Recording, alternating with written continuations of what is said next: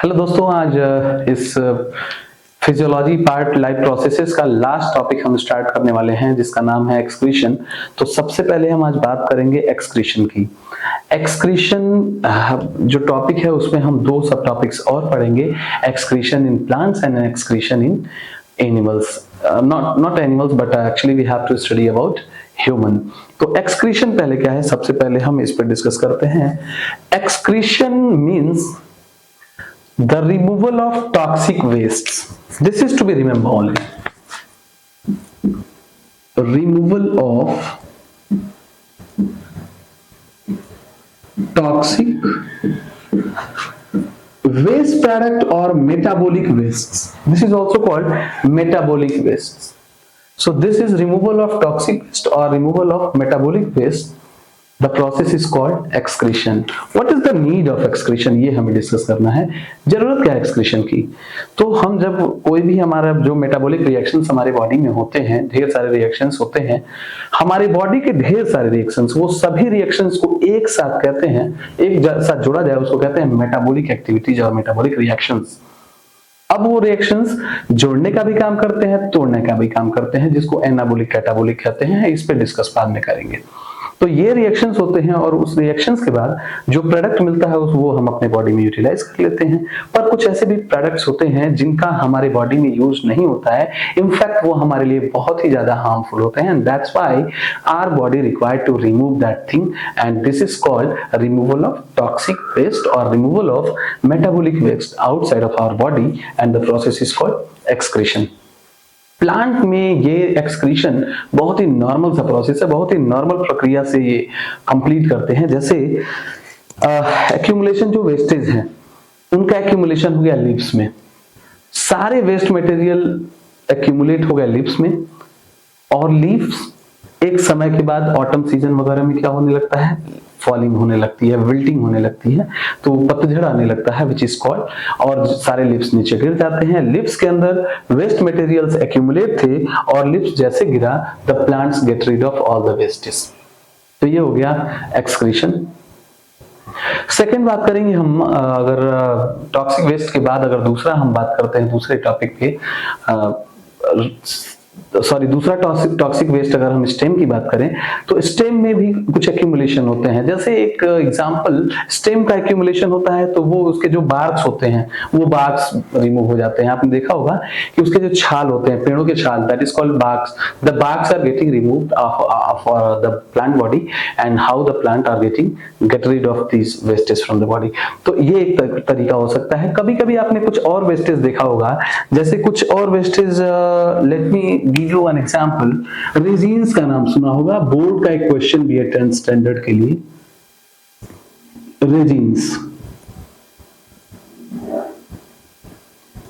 Resins एक तरह का टॉक्सिक वेस्ट होता है, और ये टॉक्सिक वेस्ट, इस टॉक्सिक वेस्ट में क्या होता है, आपने देखा होगा कुछ प्लांट्स के उसके स्टेम्स जो होते हैं, उन स्टेम्स में से कुछ चिपचिपा जैसा सब्सटेंस लगा होता है। You would have seen in the gelatinous substance comes out of mango tree. Mango tree में से, उसके स्टेम में से एक चिपचिपा सा सब्सटेंस निकलता है, वो भी उस प्लांट का टॉक्सिक वेस्ट ही होता है, जिसको रेजिन्स कहते हैं। So there will be a question, what is resins and how does it produce? So your answer will be, resins are the toxic waste come out of in the form of gum, in the form of gelatinous substances of plant body part, or we can say the solid waste of the plant body is called resin. So this is produced in some specific plant, not in each and every plants. So this is all about the removal of toxic waste from the plant. Some other processes are also there, like transpiration. Transpiration is also a type of toxic waste removal. जो सांस लेते हैं हम या कोई भी living organism, जब हम सांस लेते हैं तो ऑक्सीजन लेते हैं, और सांस छोड़ते हैं तो वो गैस जिसमें कार्बन डाइऑक्साइड ज्यादा होता है, means taking in of oxygen rich air is called inhalation, giving out of air which is rich in carbon dioxide is called exhalation. So this is inhalation, exhalation, ये दोनों procedure होते हैं और तब जाके हमें एक कंप्लीट ब्रीदिंग करना होता है। तो ये ब्रीदिंग का एक पार्ट हो गया। ट्रांसपिरेशन क्या होता है, तो वो भी जो ब्रीदिंग होता है, तो कार्बन डाइऑक्साइड जब हम बाहर करते हैं वो भी एक्सक्रीशन का ही एक पार्ट है, चाहे ह्यूमन में हो चाहे वो प्लांट में ही क्यों ना हो। प्लांट्स में भी जो टॉक्सिक वेस्ट का रिमूवल होता है वो भी क्या होता है, एक्सक्रीशन ही होता है। तो उसमें ऑक्सीजन, कभी कभी ऑक्सीजन टॉक्सिक वेस्ट होता है जब फोटोसिंथेसिस होता है, और कभी कभी कार्बन डाइऑक्साइड वेस्ट होता है। तो ऑक्सीजन वेस्ट हो गया, कार्बन डाइऑक्साइड टॉक्सिक वेस्ट हो गया जो रिमूव होता है प्लांट के बॉडी से फोटोसिंथेसिस के वक्त और ब्रीदिंग के वक्त, रेस्पिरेशन के वक्त। तो ये हो जाएगा transpiration, respiration I mean breathing. Transpiration is, you would have heard about it, एक बार फिर से मैं बता रहा हूं, रिमूवल ऑफ वाटर वेपर और removal of water. Remember it, removal of water in the form of water vapor is called transpiration. Water remove होना ही ट्रांसपिरेशन होता है प्लांट्स में। प्लांट जितना वाटर एब्जॉर्ब करता है ना रूट, उसका 90% वो रिमूव कर देता है in the form of transpiration, in the form of water vapor, by the process of transpiration. Water vapour के फॉर्म में ट्रांसपिरेट कर देता है प्रोसेस ऑफ ट्रांसपिरेशन के थ्रू। कैसे होता है, वाटर एब्जॉर्ब करता है रूट, स्टेम से आता है, स्टेम से होते हुए लीफ से वो वाटर वेपर के फॉर्म में बाहर जाने लगता है। इसी को कहते हैं वेपराइजेशन, सॉरी ट्रांसपिरेशन। वेपर के फॉर्म में वाटर का बाहर होना या वाटर का लॉस होना प्लांट के थ्रू, उसी को ट्रांसपिरेशन कहते हैं। ये हो गया ट्रांसपिरेशन। अब ट्रांसपिरेशन में वाटर लॉस हो गया, प्लांट बॉडी में रेगुलेशन ऑफ वाटर भी हो गया, वाटर नीचे से टॉप टू बॉटम निकल रहा है, एक सर्कुलेशन बनना जिसके साथ मिनरल्स भी आ रहे हैं, मिनरल्स प्लांट यूटिलाइज कर लेगा और वाटर ट्रांसपिरेशन के थ्रू बाहर हो जाएगा। तो ये ट्रांसपिरेशन हो गया।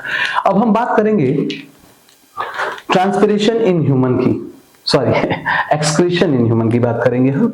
तो आज एक बार फिर से हम उस टॉपिक पे आते हैं जो बहुत ही ज्यादा इंपॉर्टेंट है, excretion in human.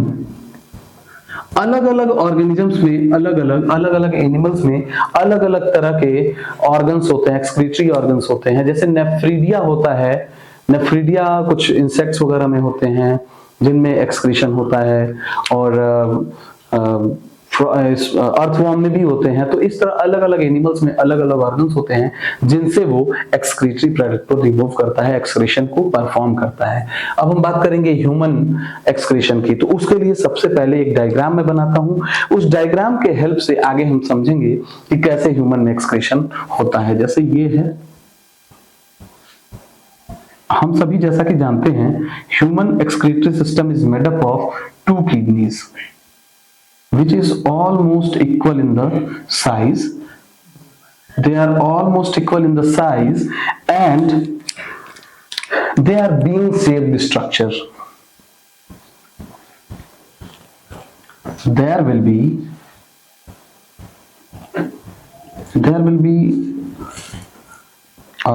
an artery and a vein, which both are connected to both the kidney.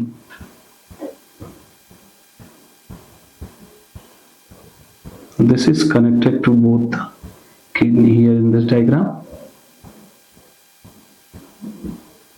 This is connected to, now this one, the blue one has to connect with both the kidney.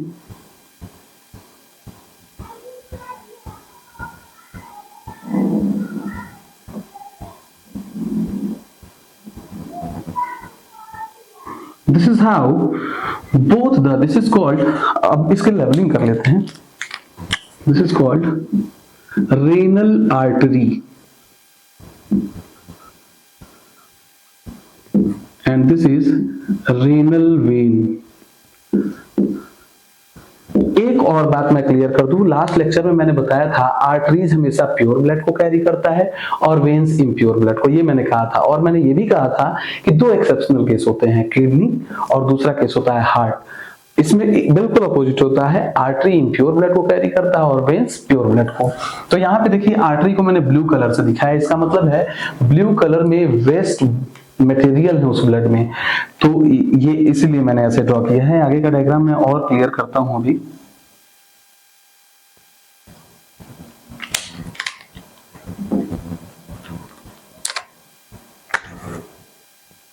Excuse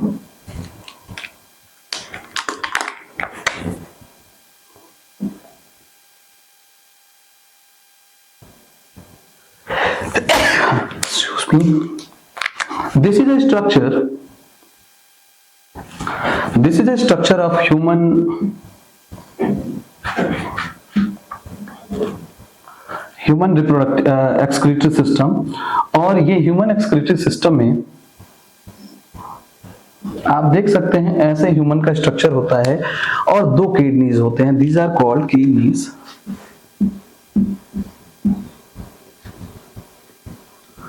इसका जो location होता है ये बिल्कुल देखिए, ये lower abdomen की तरफ बिल्कुल हमारे पोस्टेरियर साइड में होता है, एंटीरियर साइड में होता है, यहाँ पे होता है. यहाँ पे याद रखेंगे, यहाँ पे होता है ये किडनी. इसीलिए कभी कभी किडनी में स्टोन होता है तो दर्द हमें ये पूरा रीजन होता है ऐसे साइड से पूरा. तो ये किडनी हो गया. किडनी के बाद ये रेनल आर्टरी है, रेनल वेन. रेनल आर्टरी यहाँ आया. वेस्ट मटेरियल को जो ब्लड गंदा है, डर्टी ब्लड को दोनों के दोनों किडनी में क्या कर दिया, सप्लाई कर दिया.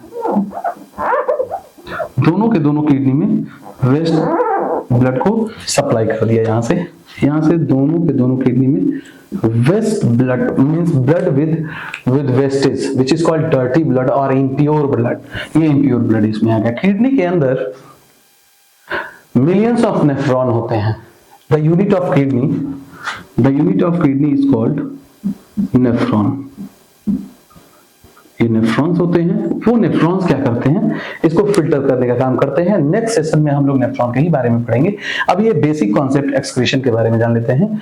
Here the renal artery receives the impure blood that come down and distribute to both the kidney. Filtration will be done.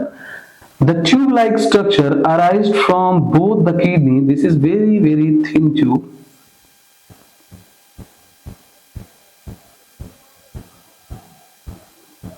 Two to 3 mm thicker tube is there. This tube is called ureter. This is ureter. Two ureters are there. Two kidneys are there.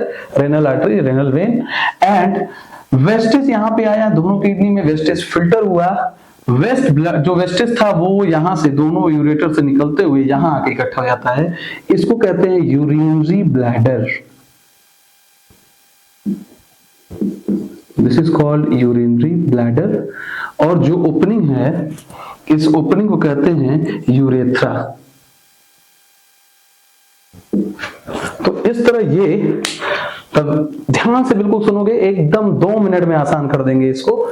Renal artery से impure blood आता है, मतलब dirty blood आता है, दोनों kidney में चला गया. दोनों किडनी में फिल्ट्रेशन हुआ नेफ्रॉन के थ्रू. कैसे होगा अगले वीडियो में बताएंगे. वो वेस्टेज जब यहाँ पे आ गया, वेस्टेज इकट्ठा हो गया, तो फिर ब्लड, प्योर ब्लड जो है, अब जब ब्लड प्योर हो गया तो रेड कलर से उसको दिखाते हैं, वो यहाँ आएगा और यहाँ से फिर बॉडी टिश्यू में रेनल वेन के थ्रू डिस्ट्रीब्यूट हो जाएगा, सर्कुलेशन में चला जाएगा और वो सर्कुलेट हो जाएगा. अब यहाँ पे जो फिल्टर हुआ जो वेस्ट मटेरियल है, वो वेस्ट मटेरियल इन दोनों ट्यूब्स के थ्रू वो आ गया यूरिनरी ब्लैडर में. यहाँ से ट्यूब्स के थ्रू, यूरेटर दोनों ट्यूब्स हैं, इनके थ्रू इसमें आ गया, इसमें इकट्ठा हो गया. और फिर जैसे हमको यूरिन लगता है, हम जाते हैं और यूरेथ्रा एक ओपनिंग होता है, जिस ओपनिंग के थ्रू वो जो है यूरिन बाहर आ जाता है. And by this way we perform excretion. एक बार फिर से रिकॉल करते हैं आज हमने जो पढ़ा है, और फिर उसके बाद से नेक्स्ट वीडियो में हम पढ़ेंगे कि नेफ्रॉन कैसे ये फंक्शन को कंप्लीट कराता है. जैसा कि हम सभी जानते हैं, वेस्ट मटेरियल, बॉडी का सारा वेस्ट मटेरियल, सारा टॉक्सिक वेस्ट हमारे ब्लड में इकट्ठा होता है. अब ब्लड क्या करता है, उस वेस्टेज को कैरी करके और किडनी में लाता है रेनल आर्टरी के थ्रू. किडनी में आया, किडनी में आने के बाद किडनी का नेफ्रॉन यूनिट होता है, millions of nephrons are there. वो क्या करते हैं, उसको फिल्टर करने का काम करते हैं. फिल्टर करते हैं ब्लड को और ब्लड क्लीन करके, और जब ब्लड क्लीन हो जाता है तो क्लीन ब्लड को इस रास्ते वो रेनल वेन के थ्रू सर्कुलेशन में भेज देते. और जो उसमें डर्ट निकला, जो वेस्ट मटेरियल निकला, उस वेस्ट मटेरियल को दोनों किडनी से यूरेटर के थ्रू, ये दोनों यूरेटर ट्यूब हैं, उससे आ गया यहाँ पे यूरिनरी ब्लैडर में. और इस यूरिनरी ब्लैडर से फिर हमें जैसे यूरिन लगता है हम जाते हैं वॉशरूम और इस यूरेथ्रा के थ्रू उसे बाहर कर देते हैं, and through this way we complete the urination, and this is how we have completed the first session of excretion, and in the next lecture we will talk about the structure of nephron. Thank you, have a nice day.